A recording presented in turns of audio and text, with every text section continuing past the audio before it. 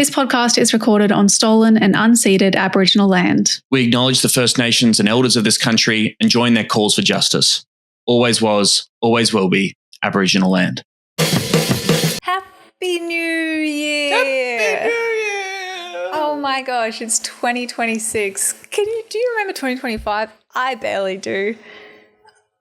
Again, I remember that tough. You're wearing that tough on December 28th. This is just what it's called sustainable fashion, Tom.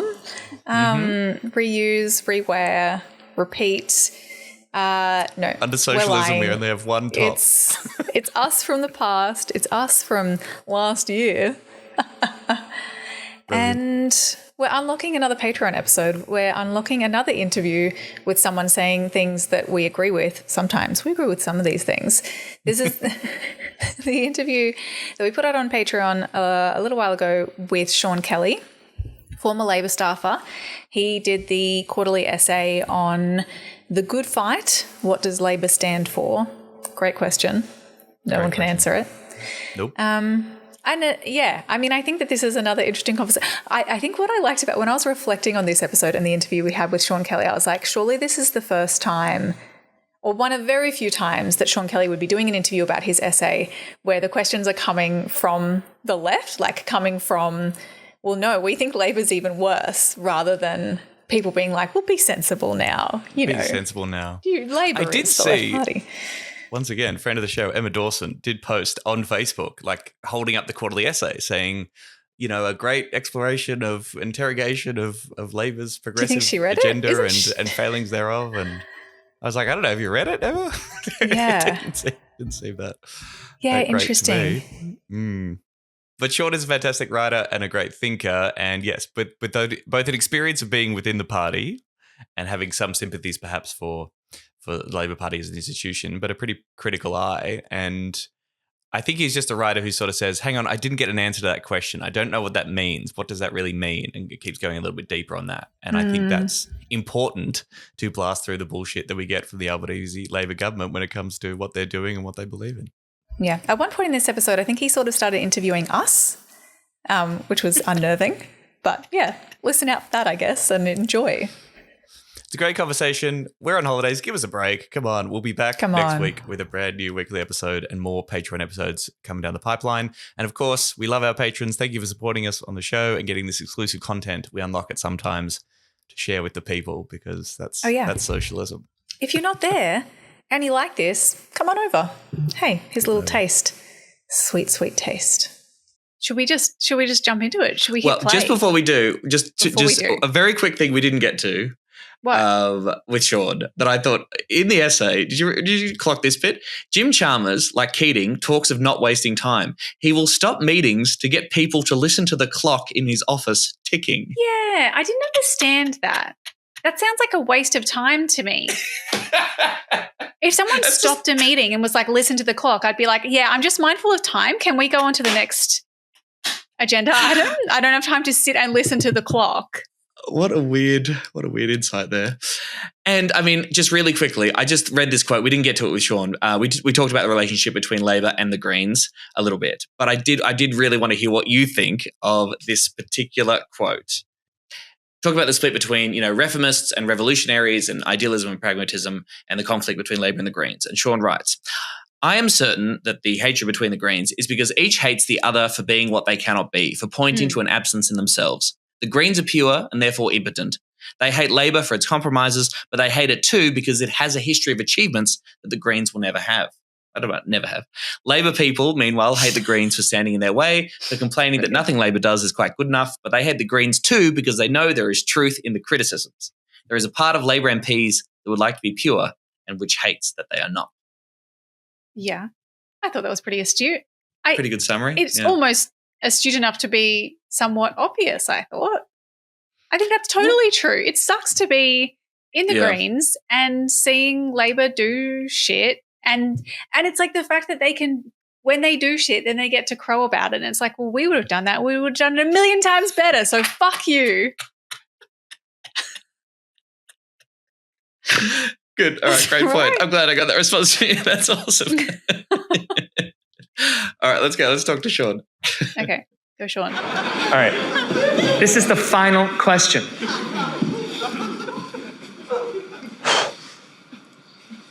What do you stand for?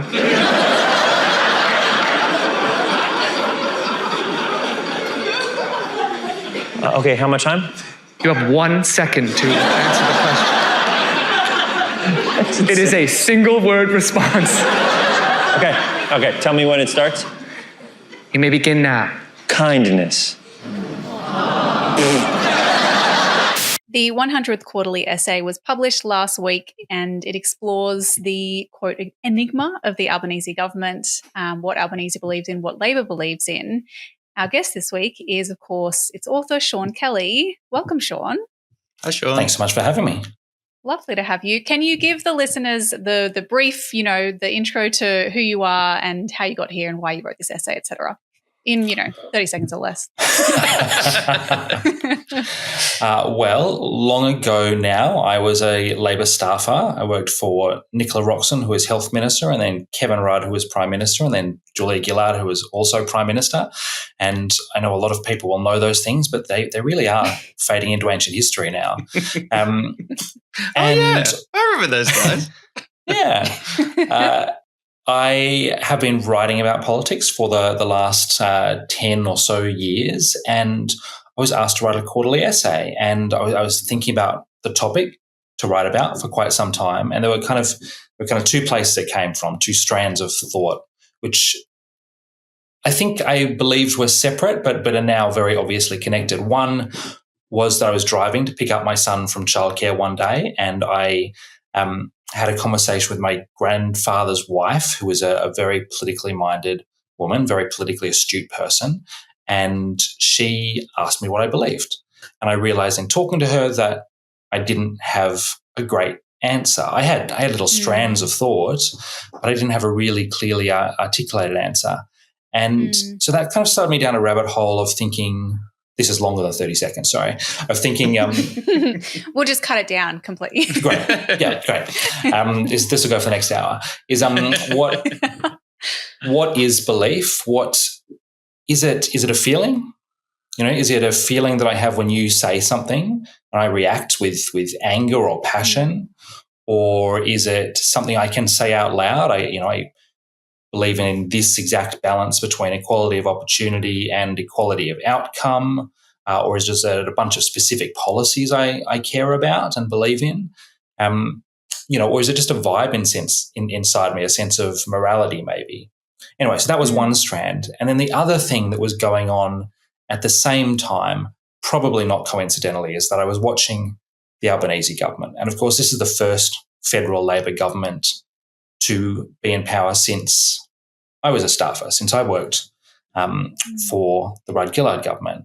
And so that's been a very strange experience. It's been a very strange experience for a bunch of staffers from that time, I think, kind of realizing that we're being replaced in a way. Not a bad thing, just an interesting thing.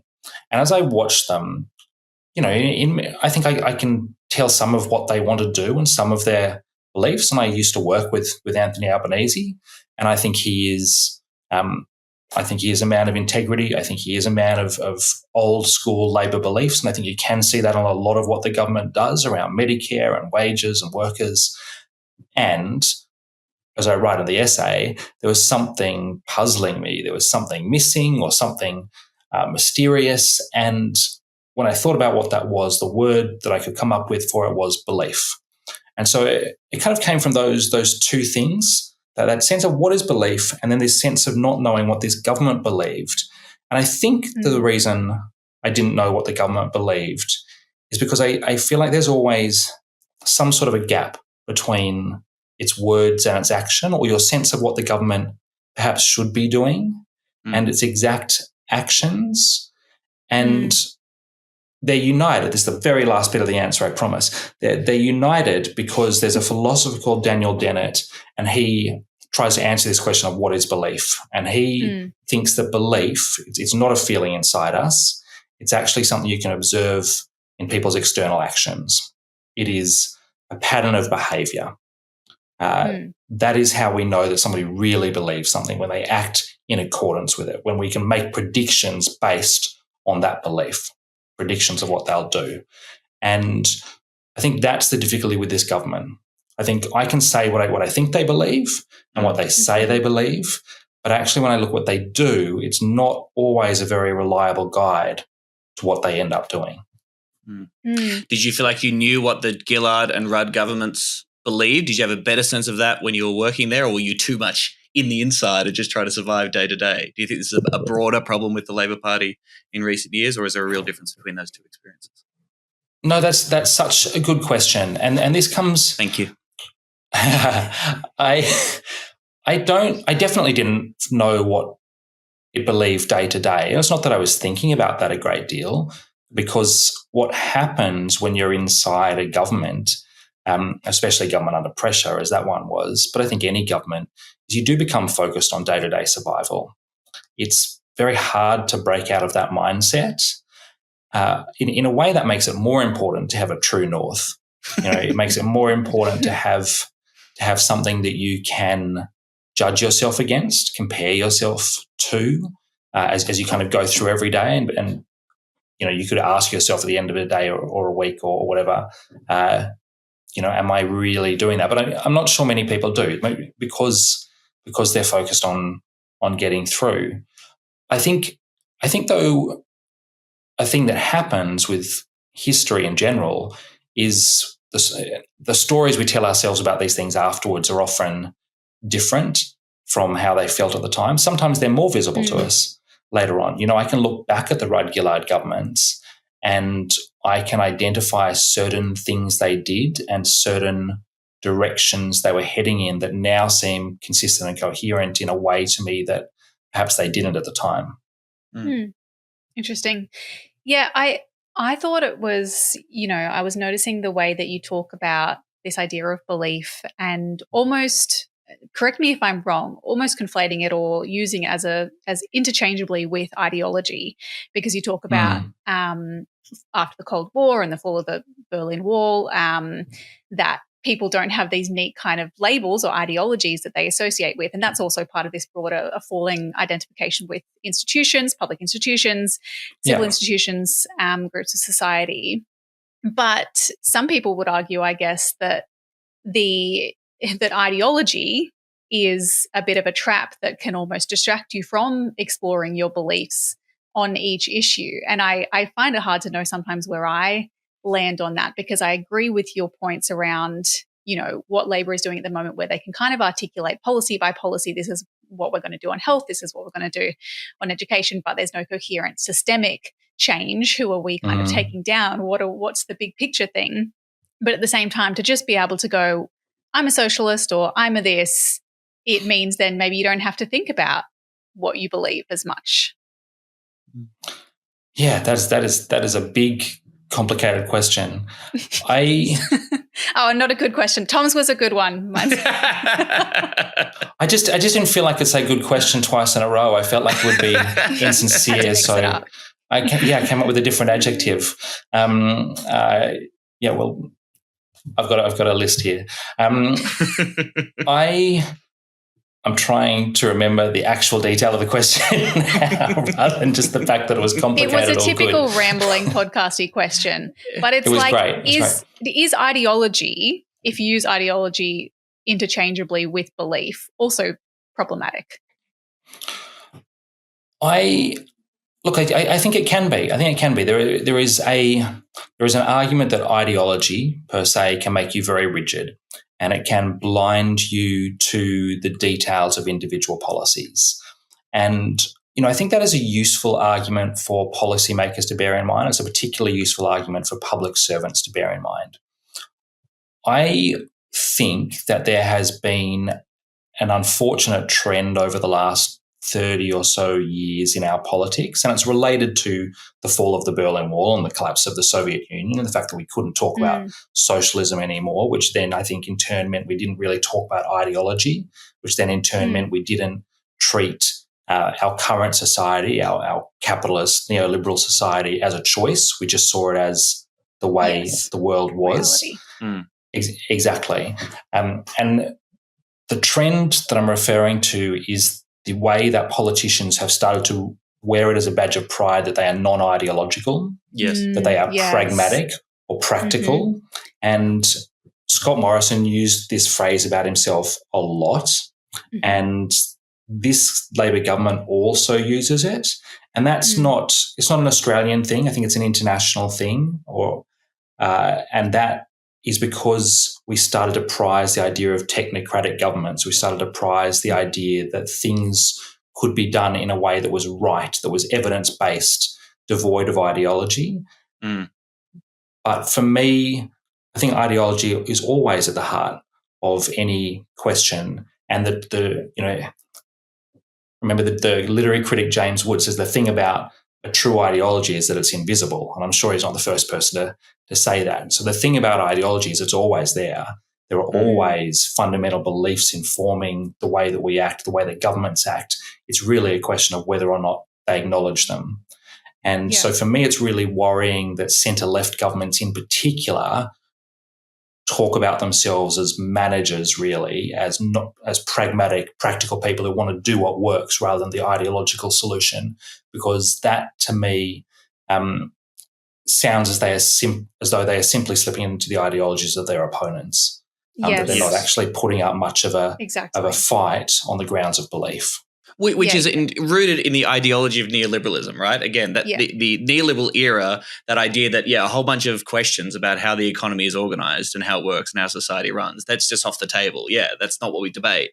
We debate about how we manage the technocratic issues in between there.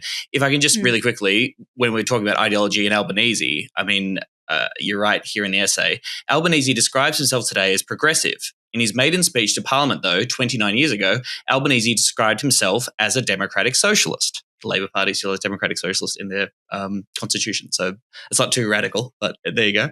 Early this year, Albanese was asked by the Squizz's Kate Watson what this meant. Albanese said, "What it means to be a member of the Labor Party, something I was drawn to. I say that I was raised with three great faiths." And there's this huge rambling answer that basically, in which he completely avoids the question of, like, what does it actually mean to be a democratic socialist? What you have to say about capitalism and the way that it produces and maintains inequality. He just completely dodged that, and you sort of pick apart his response. And just another piece of response here.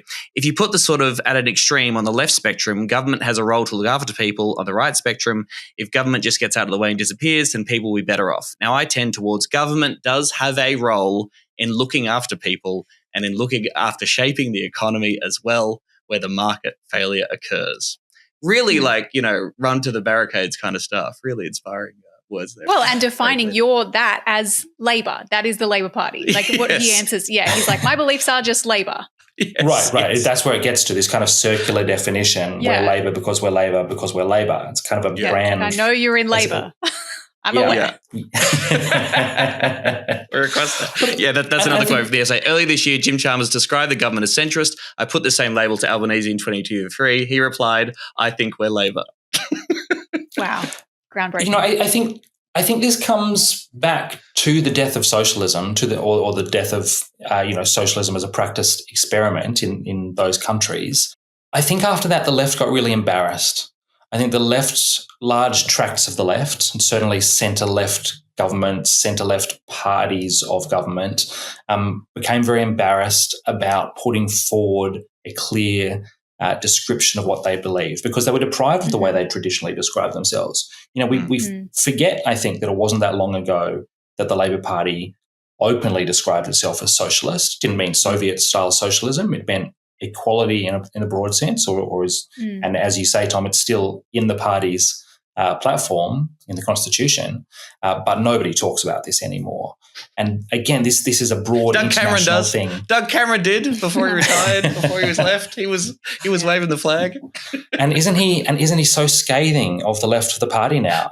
I don't know how much you've talked about this, but he's been out there saying the left of the Labor Party has been defanged. Like really, really strong language. And I do think, this is something really interesting about the connection between language and belief and policy and action.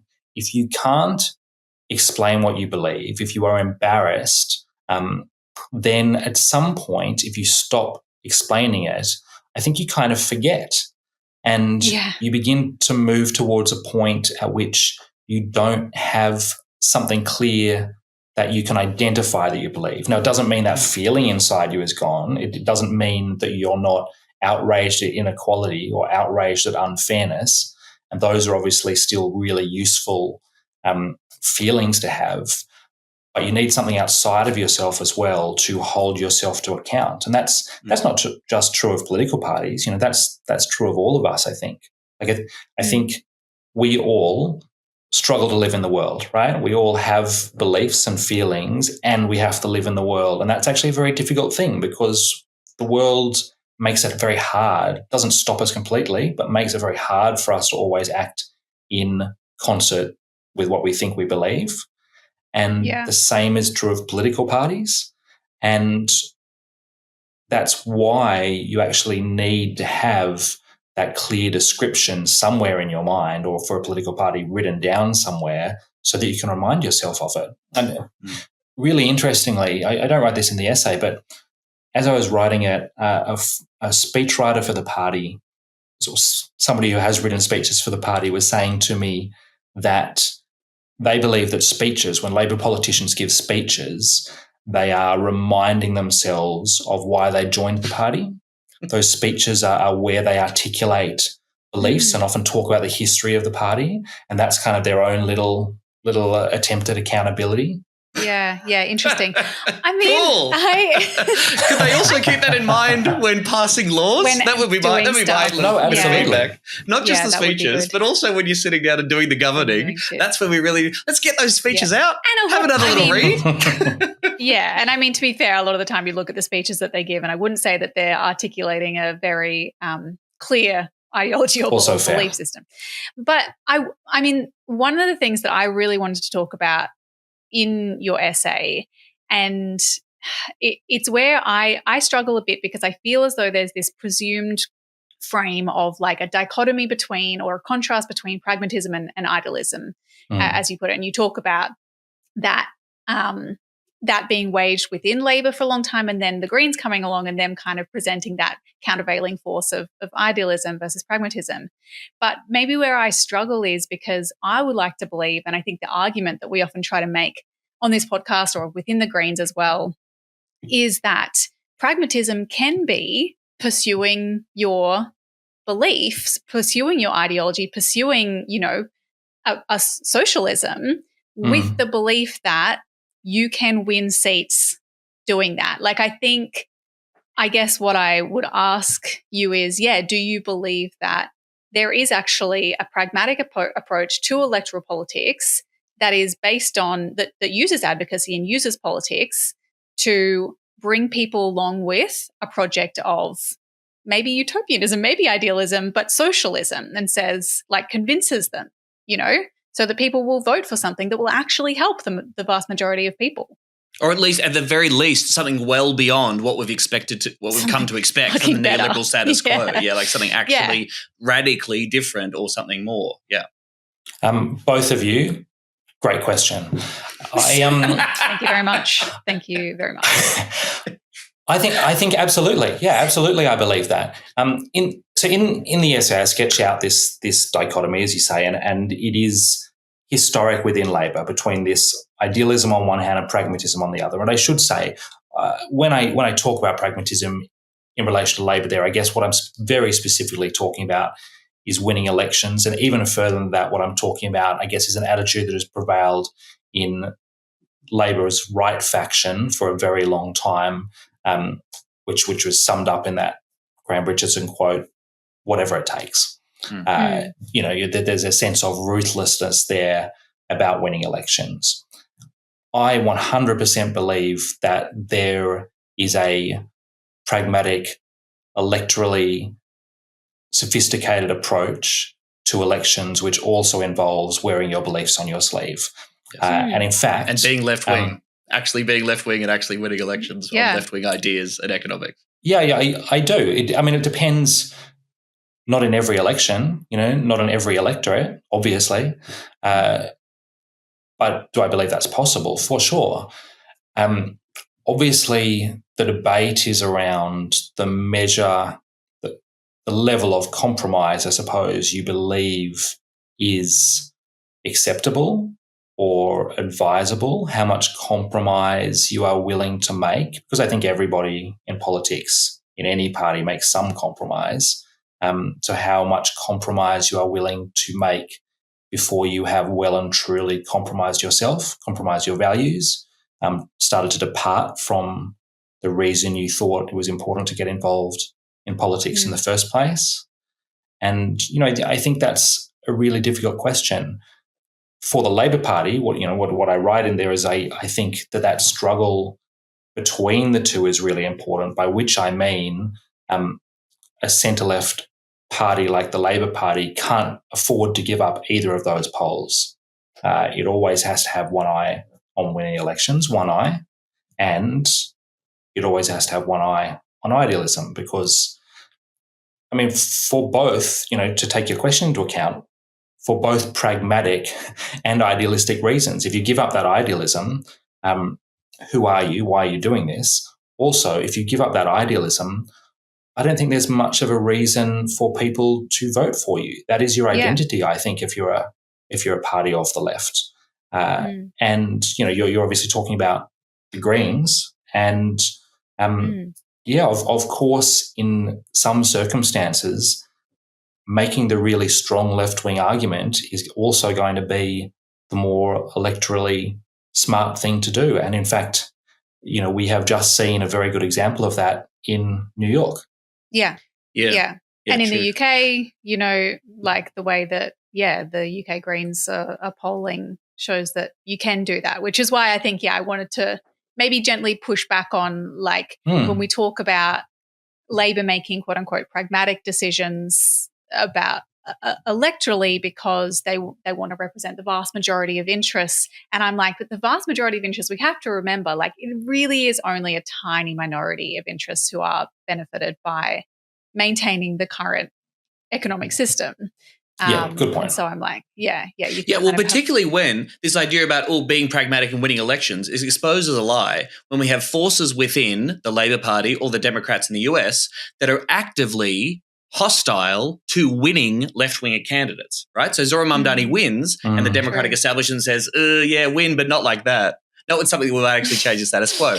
Jeremy Corbyn wins leadership of the Labor Party twice, and despite all the odds, increases the Labor vote in 2017, and people within his party go, oh, fuck, he could actually win. We have to sabotage him as much from the inside. Right? If Labor and the Greens had an agreed goal, ideological goal of the kind of society we were going for, and Labor was like, it's all about winning elections, well, in Parliament, they would be like, well, let's work together with the Greens to pass really progressive legislation. That's not what happens. So, I agree with that analysis. I just throw that complication out there to also remember that I think there are people in the Labor Party in Australia and in those other parties in the UK and the US that are actively hostile to democratic socialism and more radical change, even if it proves to be electorally successful.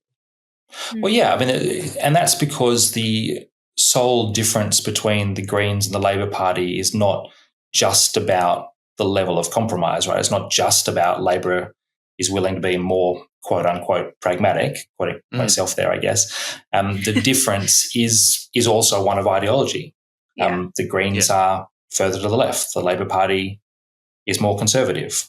That actually in what they believe as a group on average and what they pursue. Yeah. Something I was thinking about, which you didn't, obviously the essay is about Labor and Albanese. It's not about the Greens. I'm reading it with my Greens hat on, but great. Thinking about the way that you really articulate this quite well, the fact that Labor has for so long been defined by opposition. Albanese himself, he's very well known for that line, I love fighting Tories, that's what I do.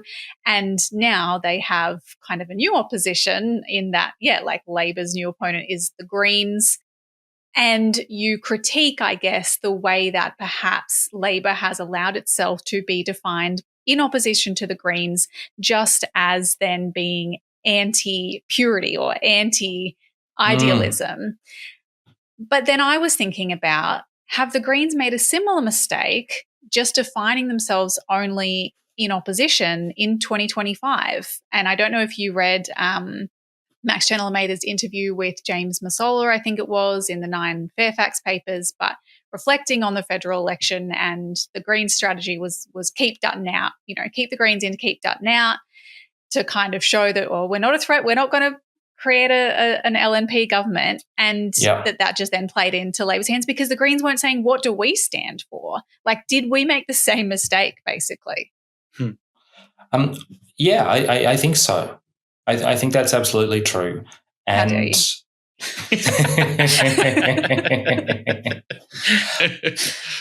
Yeah, I think it is always dangerous when any political party defines itself mostly in opposition to another party. And the truth is we have a history of this in Australia. So it is how parties define themselves. The historian Judith Brett has written about the way that the Liberal Party defines itself as not being Labor, and I write in this essay about Labor's history, and I'm drawing on I'm drawing on historians here who say that Labor has defined itself as not liberal.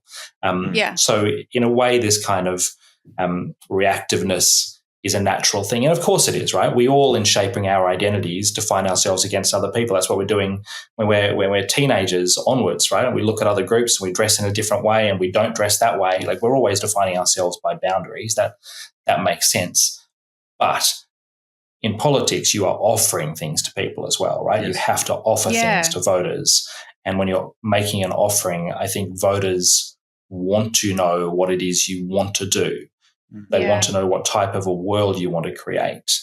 And I think there is always a danger of too much oppositionality.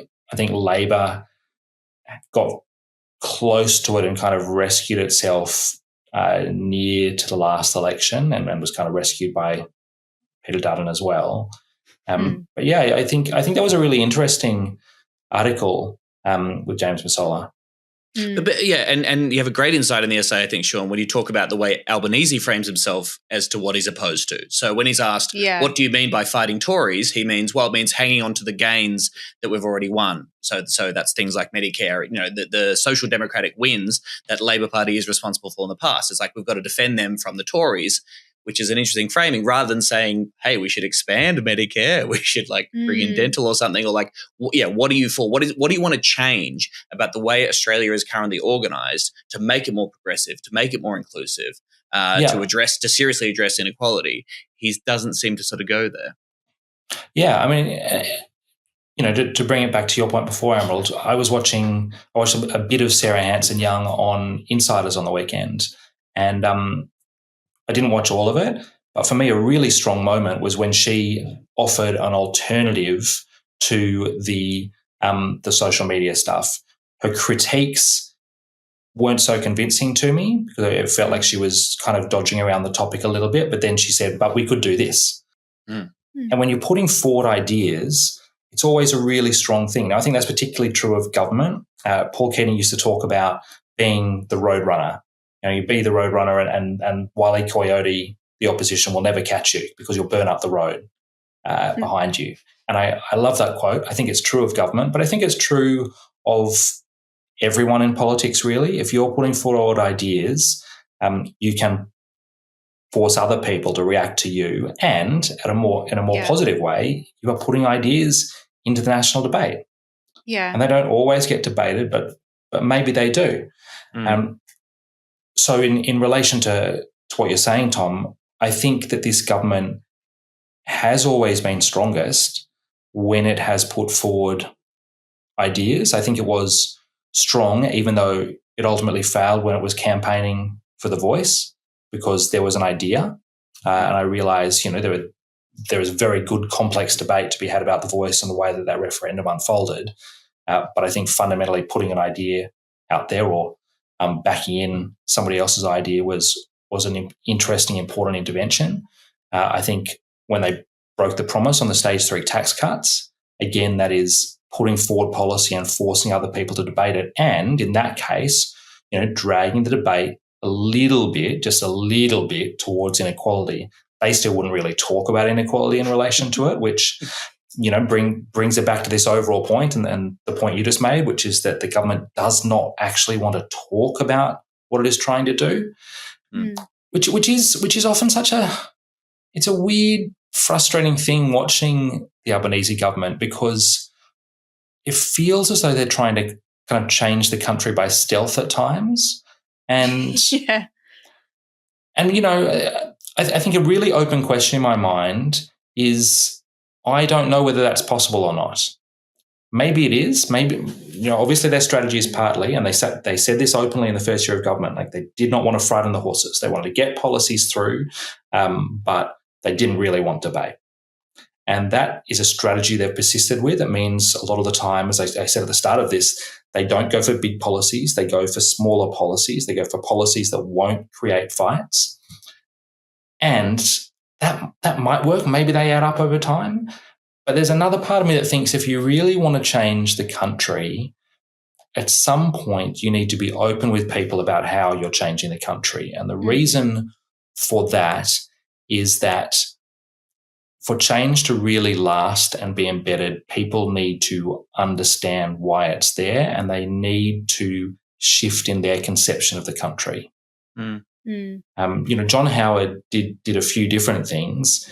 He used rhetoric. Sorry, yes, he did one of those things. Yeah. So we like about him. He got shit done. That's what I've always respected about John Howard. But he did, right? And he used rhetoric. He used rhetoric like relaxed and comfortable. And I think that phrase really lodged itself in the national psyche, right? And then he matched that kind of that complacency with a bunch of policy, and that's how you change the country. It's the rhetoric, the imposition of that rhetoric and that image on us, and the policy to match it. And this government has some policy, but not big policy that you'll notice, and it doesn't really have that rhetoric most of the time. It has it occasionally. It has little bits of it. Yeah. But most of the time, not so you'd notice. Yeah.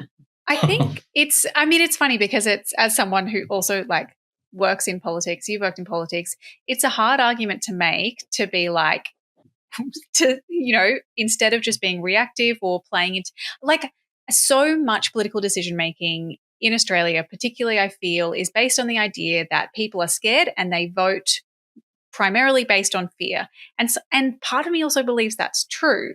And so it's so easy to go, well, we just need to make people feel less scared so that they'll vote for us.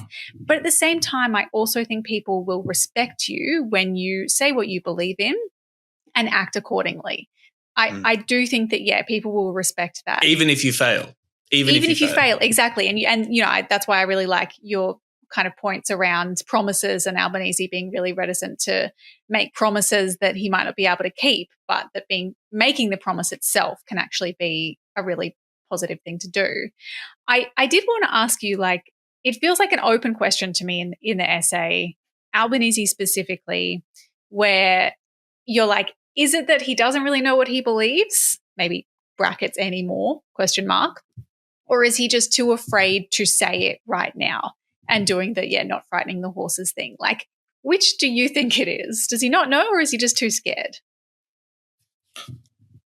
I think it is my suspicion is it is a deliberate choice about how to exercise power.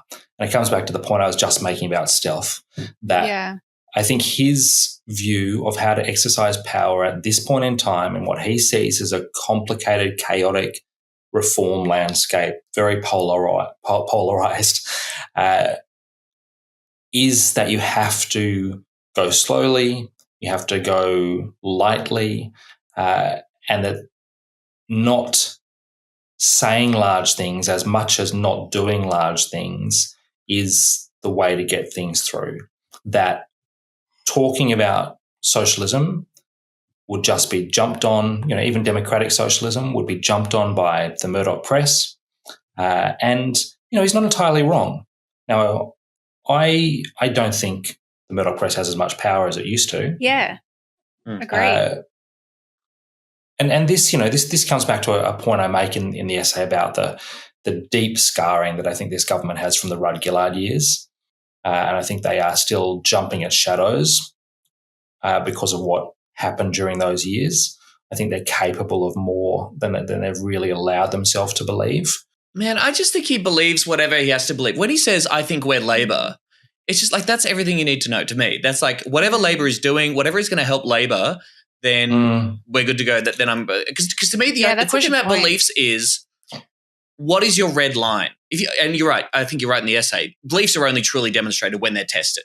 Okay, and when you have something on the line here, and you need to say no, I won't do that because of my commitment to a certain belief. And from my point of view, again and again, we have seen a Labor government and Albanese personally who was happy to abandon causes, to throw things under the bus, to be like, nah, particularly on Gaza. You touch briefly on foreign policy in the essay, but it's not a focus of your essay. But, to me, the most egregious crime of the Labor government is their complicity in the genocide over the past couple of years. And Labor hacks and supporters just being completely okay with that or ignoring it entirely, which I think is really disgraceful and shameful. And to me, if genocide is not your line, then fucking hell. But yeah, that's my read on this guy's collection of beliefs. Now, that doesn't mean he doesn't occasionally do good things, and I'm sure he believes good things that he and I would agree on. But it's just like, well, how firmly are you committed to the belief if you are prepared to throw it overboard as soon as it gets tested, or it might go against his greater belief in the institution of the Labor Party and making sure they maintain power. I mean, again, if I can quote you here. Without some articulated ideal, the only measure against which you can be judged becomes time in office. How many elections did you win? You can then point at what was done and say, there, we achieved exactly what was possible. And that's definitely the vibe you get from Labor folks. It's like, hey, we won elections, so it all worked out great. There you go. Right. So I think it's important to distinguish between a couple of things, which is the danger that not having that articulated ideal poses, as I write there, and what you're saying about Albanese and what Albanese's personal feelings and approach and belief are. And look, impossible to know for sure, of course. And every politician, I think especially every prime minister, makes compromises, and often they're not sufficiently aware of those compromises. I don't mean they're ignorant to the compromises. I mean they're not sufficiently aware of the way in which they're compromising their beliefs. Obviously, I write in the piece this sense of I am Labor sounds a bit circular. I think it is more genuinely meant when Albanese says it. I don't think he's using it as some type of a trick. I think for him it comes back to that way many people would feel, which is our belief lives here in our chest, right? So when he says, I know, like when I say Labor, I feel it, and you feel it too. Almost, exactly. I think he knows. Yeah, I think he feels he knows what that means. And I personally, I think that is genuine. Now, is that actually ultimately useful in government? Probably only in a very limited way, because ultimately the truth of being in government is you are confronted with difficult situations all the time. You are confronted with constraints on doing what you believe. And so in tune with the exact quote you just read out, Tom, I think you do in the end lose a way of holding yourself to account. When you're Prime Minister, of course, that's very difficult, because who exactly is going to hold you to account, which is where you get to this other difficulty, which is that he doesn't have a very active caucus. It's hard to tell whether he has an active cabinet that is challenging him. We obviously don't have a very effective opposition challenging him. So that question of like pushing him back towards his beliefs or towards effective government, that there aren't those forces that you would need because every Prime Minister compromises. I think the other thing I think, I'm not making this argument, but I understand the argument that government would make. And the argument the government would make is an argument that, Prime Ministers, since there have been Prime Ministers, have argued, which is I make some compromises in pursuit of being in power a little bit longer so that we can deliver more of our agenda. And obviously the government believes it has a significant agenda. And that, for me, is the real point to question. Is the government's agenda genuinely significant? Because you can make that argument about a single compromise, right? The question is, does it happen every single time? Do you compromise every single time? Do you stop short of the best answer every single time? And we are obviously far enough into this government to begin making some judgments without, in my mind, being far enough to be completely conclusive about that. Yeah. Well, and you kind of you finish the essay by presenting a few options for how the legacy of this government could play out or develop, basically. And they are first that, quote, its gradualism will, over time, reveal itself as a reasonably significant agenda that has been accumulating. And you kind of make the case for this with a couple of examples, like Australia's relationship with the US, which I think was interesting. Like, is that, I mean, I get the sense that you're still kind of on the fence on this, and you're kind of making both arguments that, yeah, this could be revealed ultimately to have been a grand plan that's unfolding and they did it by stealth. Or it could be, as you say, quote, an underwhelming series of missed opportunities. Actually, I wrote that. I don't know if that's an exact quote. It's pretty close. But yeah, something like that. Or maybe Albanese will switch it up at some point. He'll, quote, break free and do more. And you present these all as maybe equally possible. But there's also like a secret fourth option that you talk about, right? The lightness thing. Yeah, which is that it is this idea that we're in a polarized time and that the way to get things done is to kind of just touch down very lightly. I write about Perseus, who was a demigod. I think his father was Zeus, and he had the winged sandals and he killed Medusa, and Medusa had the hair that was snakes, and you couldn't look directly at Medusa or you'd turn to stone. So what he did is he just looked at her reflection in his shield.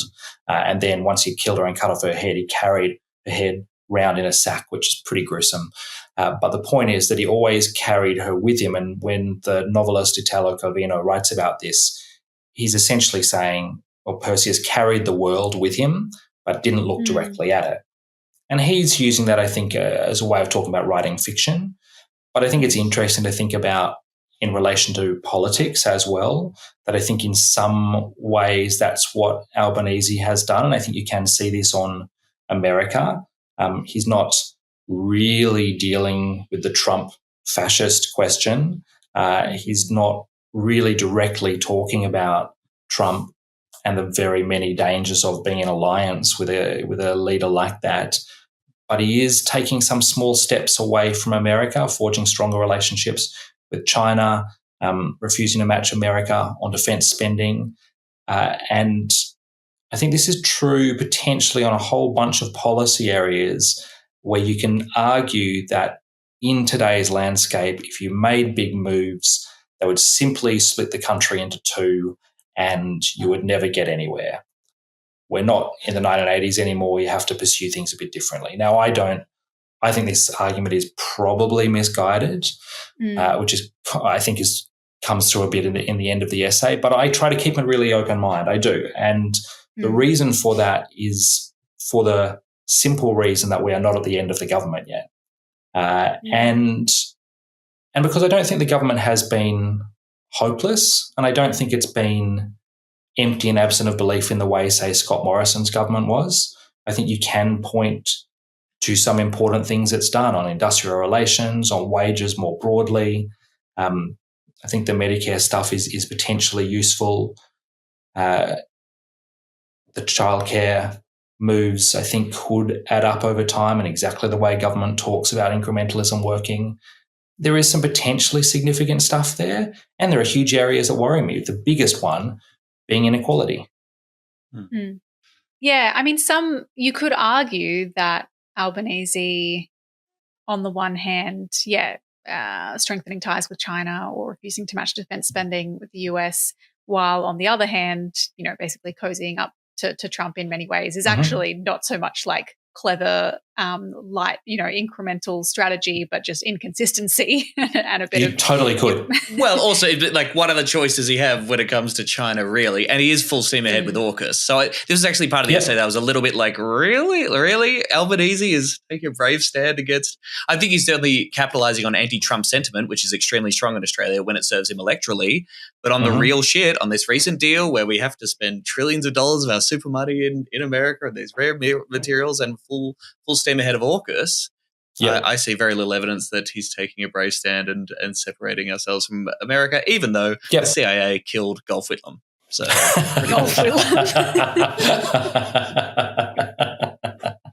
anyway, sorry if you want to respond to that. I don't know. Oh no, I think that's totally legitimate. I think, honestly, the very many arguments I put forward in this essay I could be wrong on all of them in different directions.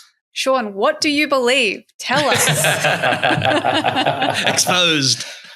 Very meta. 100% very meta. I really struggle with this government. I really struggle, and it's partly because they won't say what they're trying to do, right? Because they won't say what they're trying to do at either a large aerial belief sense, declaring they're socialists or whatever, and because they won't do it even in a shorter way, right? The Prime Minister talks about not wanting to commit to things because they might not be achieved and that will disillusion people. Now, I don't really buy this argument at all.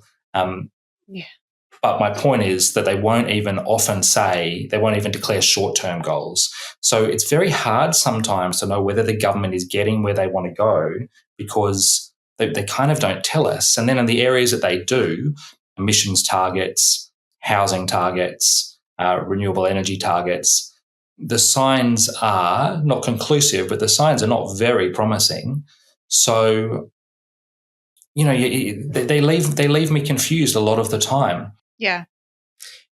I think this is a great question. What is Labor's vision of the good life? Or alternatively, what is its view of the life we are leading now with our broken education system, our broken housing system, our deteriorating health system, our rising inequality? Topic by topic, Labor declares it wants to fix these problems. But problems like these do not exist in isolation. They are built on a foundation of assumptions about what is acceptable and what is not, about what is set in stone and what might still be changed, about the way things work. On the broader question of the society in which they all exist and are related, we do not hear much. I feel like that sort of nails it pretty well. Again, like without a governing ideology, without a broader structural analysis and critique with the problems with the country, as you say, if Australia's pretty good already, which is also something Scott Morrison liked to say, how much do you want to change, really? I think centre-left parties of government, quote unquote, have been in this quandary for a while. The historian Gary Gerstle writes about Tony Blair and Bill Clinton essentially coming after Ronald Reagan and Margaret Thatcher and accepting their ideologies, accepting neoliberalism as the way things would be. And I think if you look in Australia, Kevin Rudd, with a long monthly article, tried to kind of pick apart some of the neoliberal beliefs and maybe did a little bit with this hugely Keynesian approach to stimulus during the 2008 financial crisis. Big building projects there, obviously. This government talks a little bit about that, but really I think whether it's this government or the Democrats or the Labor Party in the UK, they're all kind of still caught in this neoliberal sense. And in a way, things have got even worse for them because I think the right has largely moved away from that, or is beginning to move away from that, is beginning to see the problems. And you can see this in Trump. Like Trump absolutely is tearing apart the Republicans' commitment to the neoliberal doctrine. And that leaves Democrats, Labor and Labor, the defenders of institutions, which kind of sounds fine when you think about them as democratic institutions, when you think about them as the courts and the parliament.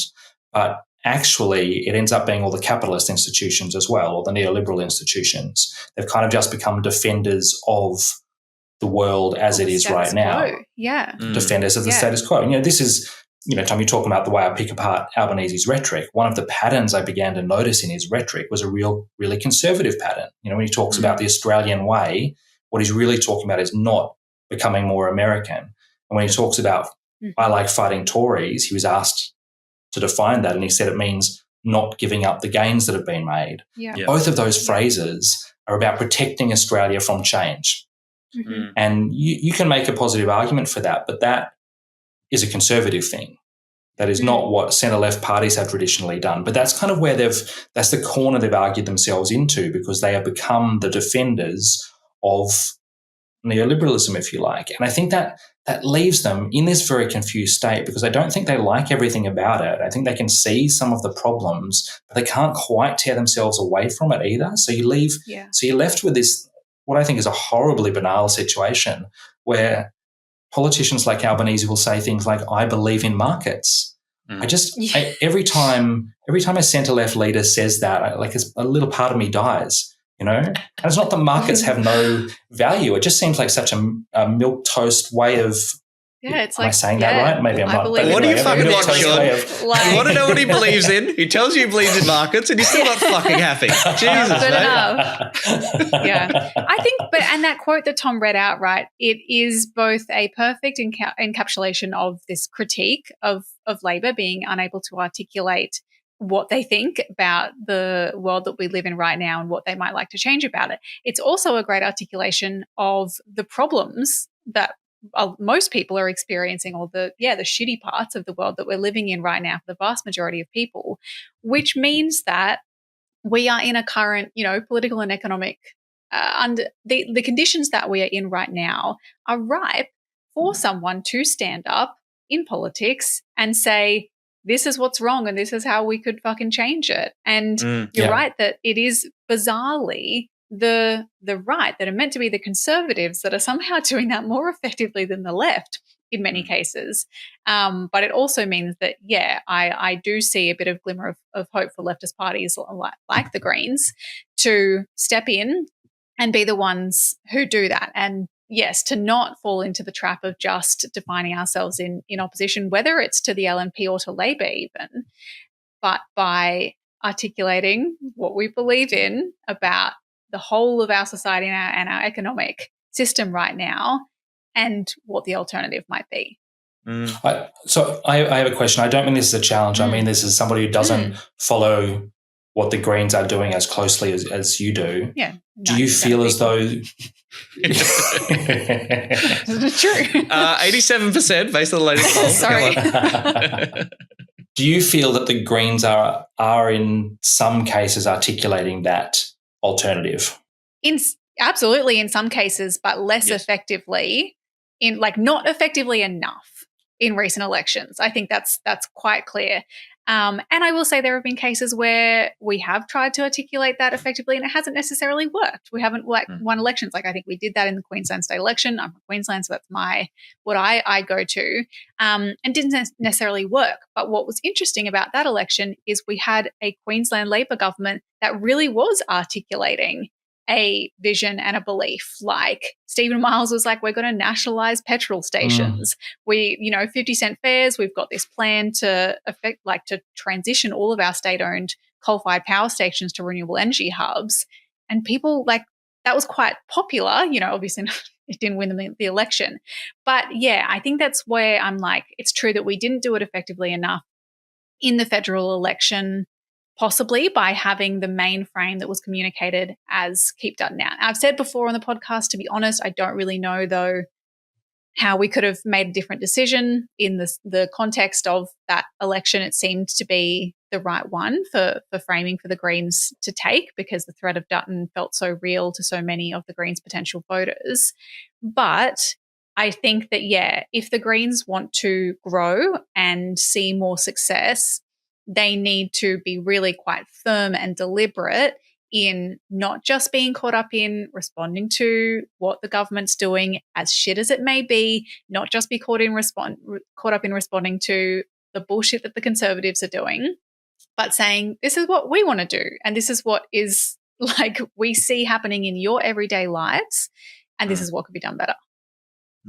Look, the truth is we might just historically, and this is a bit bleak, but might just be at a point where we don't know what that next thing is yet, what the stage just beyond neoliberalism is yet. The Marxist thinker Perry Anderson writes about the fact that these doctrines have normally come from little fringe groups kind of pottering away on the edges of society, and then somebody wins power and these ideas are ready for them.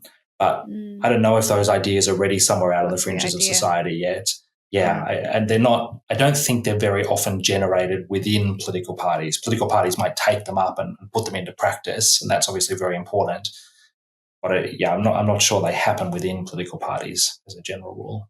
Well, of course, we're in this strange position in which we kind of want to return to some old ideas, which is the social welfare state from the post-war World War II. Right now, whether that is achievable or how different our vision for this world would be. But again, Adam Ban would regularly talk about a social democratic program that would be almost entirely aligned with a post-World War II Labor Party policy platform before the neoliberal turn. some basic things, some identification of the profit motive and privatization and deregulation as being at the heart of why people's lives are so miserable, why things are so expensive, the corruption of our democracy. We'd actually like to return to that way of thinking. Yeah, I think things. Yeah. Well, I think also new things is in terms of like progress on a 4-day work week, as I've spoken about. I think that there need to be improvements to life that are not just back to a few of the things we used to have, right? Back to the 50s with less. Of course. I mean, I think a really interesting thing is going to happen over the next. Sorry, Tom. Sorry to skate over that. That was an important point you were making. No, that's fine. That's fine. I'm going to be cancelled for talking over you, and that's fair enough. There are interesting things happening, I think, in the degree of interaction with government and government agencies that is going to happen over the next few decades. If you think about the way that aged care has become a necessary and accepted part of the life cycle at this stage, very different from 50 years ago. If you think of the way that childcare is now bordering on compulsory, yes, it means that most people are interacting with the government, well, really with private operators providing services on behalf of the government. And I think that's really interesting because I think it means that the huge deficiencies in private provision of services are going to become more and more obvious in the most important aspects of many of our lives. You know, lots of people will tell you they care about their children above anything else. They care about their parents very, very much, their elderly parents. And if we start to see problems in the way those two groups, well, we are already seeing massive problems in the way those two groups of people are already treated. I think that is going to flow into the general attitude towards privatised provision of services. Yes. Yeah, I agree. Yes. I hope so. I mean, again, if you were like, okay, what is Albanese's big, bold idea that he will be remembered for? He would say, you know, it is the achievement, if he can do it, of universal childcare. But we know that when he says that, he means that it's not free at the point of service and that there will still be private providers and for-profit providers within that system. Which to me undermines the idea of a big, bold idea would be nationalising and making childcare like our public education system. But that to me is beyond the pale for Albanese and for this Labor government because they believe in markets. And of course, the public school system is also in significant. It's also having a lot of troubles. Being treated very well. Yeah. Yes. Yeah. I mean, but this is the thing. Like the greatest Labor legacy of Medicare, even that is a semi-privatized system and not entirely universal. Obviously, doesn't include dental and mental. So, I mean, yes, you can see that like that is arguably a pretty strong legacy that is still not the ideal. But it'll be. I'm interested to see if Albanese does shift closer towards a universal proposal on childcare. I think what you're saying, Emerald, is there's some type of a conflict between ideals and pragmatism. I would never say anything like that. It's just not what I believe. You see, I'm a socialist. Easy. Easy done. So easy. But I'll tell you what the lesson from Medicare is that it wasn't fucking conflict free, right? So the idea that you can just be like, oh, it's a win-win, and that we're hearing this framing around the nature reforms as well. It's a win-win. Business and nature can win. No, people hated Medicare. They fought against it. The Tories tried to stop it. They got rid of it. Fraser got rid of it before Hawke brought it back. Like you are going to have a fight because if you pass reforms that isn't vigorously opposed by the powerful interests in the society, it probably doesn't mean shit. The shit that actually matters will create conflict, and you got to take that fight on. And I reckon when you've got 93 seats across the board and the opposition is in absolute chaos, might be a good time to do that. Might be a good time to do it. And I should say that is a big part of the essay, right? That's this government avoids conflict, and I'm not sure how you change the inequity in our society without conflict. I just don't see how that happens. Yes, I enjoyed that. Look, I think we have probably taken up enough of your time, so people will just have to go and read the essay to hear more about that. Where can people find it and you and your work and all that, Sean? Oh, look, if you Google quarterly essay, it's the 100th. It's called The Good Fight. It's available at bookstores or newsagents if you can find one, or you can buy an e-copy. There will, in fact, be any minute now an audio version, me reading it. Oh, you wrote? If you enjoy these dulcet tones, they're available at a cost. Beautiful. I would really recommend it. I think it was a great read, and I reckon people who like this podcast and particularly Danger Dogs, those who are supporters on Patreon, will be really into it. So do check it out if you get a chance. But thank you very much for talking to us about it, Sean. Really appreciate your time. Thank you for talking to me. Thanks for prodding me on it. I appreciate it. Of course. We love to prod. We're playing our typical Greens role. That's what we do. We agitate from the left. Serious danger to Australia.